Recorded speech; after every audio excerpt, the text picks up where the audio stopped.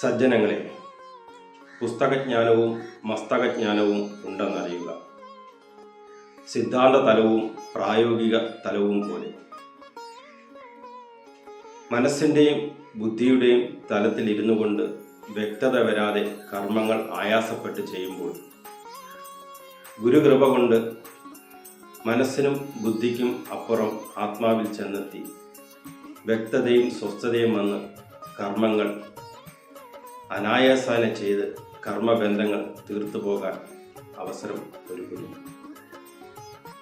അതായത് ഒരാൾ കഷ്ടപ്പെട്ട് ഒരുപാട് കാര്യങ്ങൾ പഠിക്കുമ്പോൾ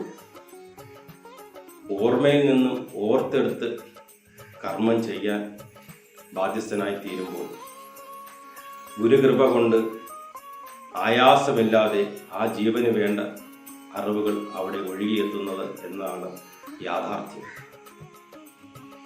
ശാശ്വത പരിഹാരമാണ് ഒരു ജീവൻ ആഗ്രഹിക്കുന്നുവെങ്കിൽ ഒരുപാടൊന്നും അറിയേണ്ടതില്ല എന്ന ഒരു പോയിന്റിൽ വന്നെത്തുമ്പോൾ ജീവന്റെ രഹസ്യമറിയുന്ന, ഗുപ്തയോഗ രഹസ്യമറിയുന്ന ഒരു ഗുരുവിനെ കണ്ടെത്താൻ പ്രകൃതി അവസരമൊരുക്കുന്നു.